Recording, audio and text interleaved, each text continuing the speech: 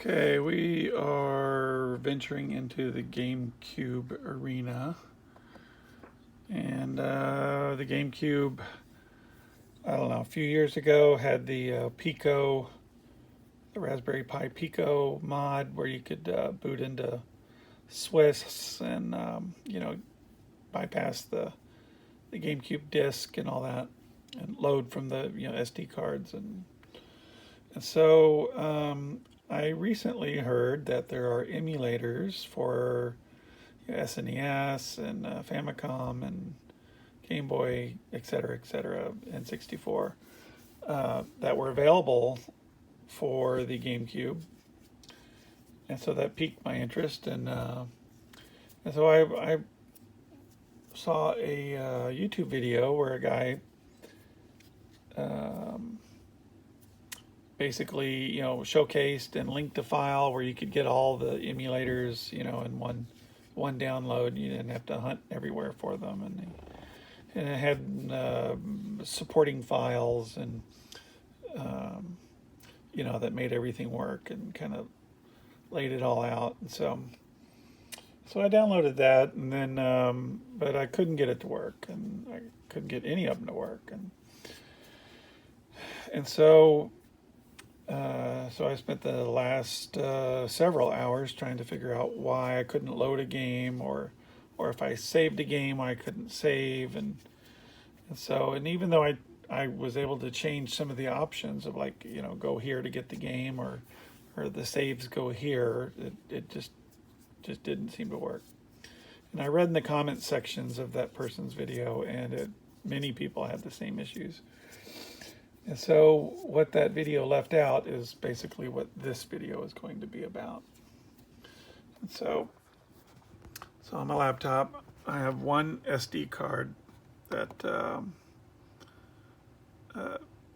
I've downloaded a bunch of games, backups, of course. And then so it's a pretty simple file system. Got fan mades like translations and mods and hacks, and then I've got then I have a section called old school. So within this old school file are these DOL emulators. You got the SNES, SMS Plus, which is for like Coleco, and Hue is the TurboGrafx, the Hue cards, Neo Geo CD, Famicom, Game Boy Advance, N64, and PlayStation. And so I'll probably delete PlayStation because most reports, say that it runs slow, and I haven't tried Neo Geo CD yet, but some of these others are just some of them. Like, I was playing with the N64 version, this one, and the game, some of the games would lock up, or the sound was sketchy, or Super Nintendo seems to run just fine, and which is nice. And then Master System, the Genesis one, this one seemed to do okay. And so anyways, so I have this old school folder just with those emulators in it. And then on this other card, I have all the supporting files. I've got the SNES, well, not that one, this one, where I've got the ROMs, in here, and I've got the saves here. So basically everything in this card here is the ROMs and the save files and everything. And so all this, if you are going to do an old school, emulator, setup, then what you need to do here, I'm just gonna unplug these here. Give me a second.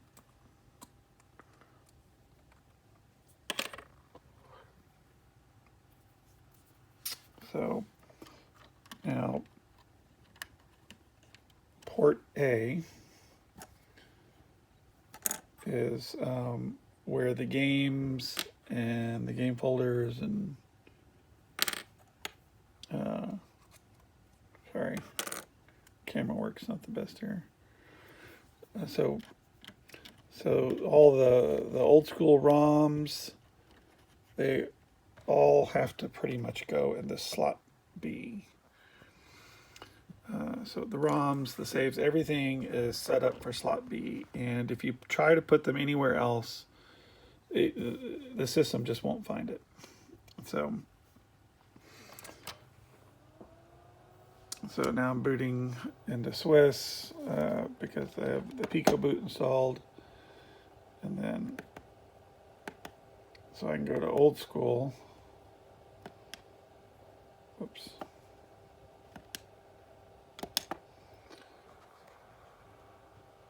And then these are my selections. Now these are all DOL files. And so let's go to the Super Nintendo.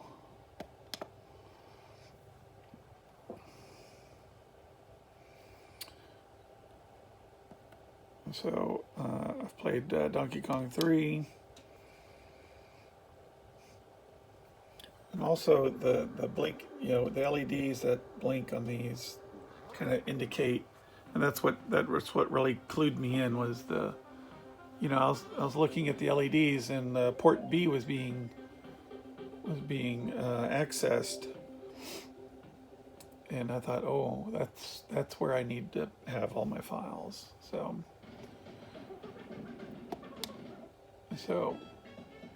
there's my save file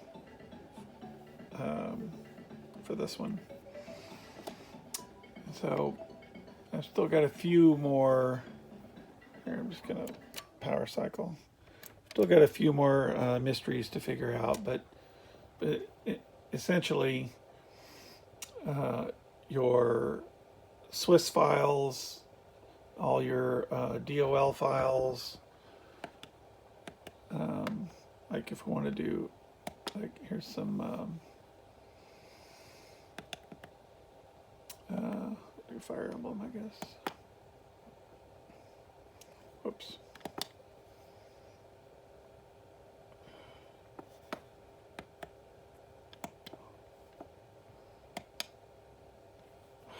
Come on.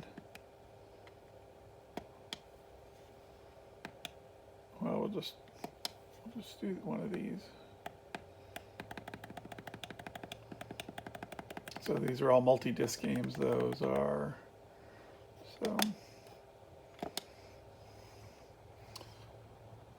so everything is being accessed on port A for the games. Now, if you're not going to do the old school, then you could put this on port B and it would boot just fine into Swiss. And so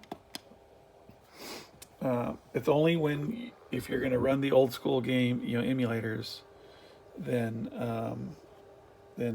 all the games and the saves need to be on port B.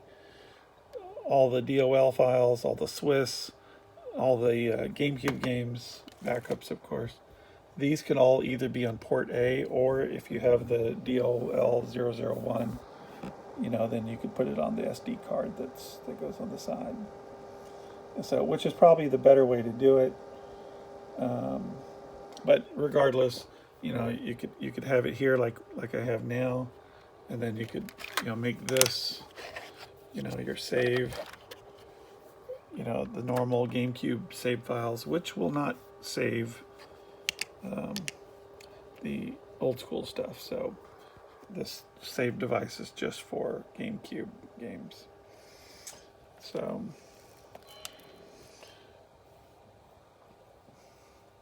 I actually own this game, and I also own the arcade version of this game, so it's quite fun. So anyways,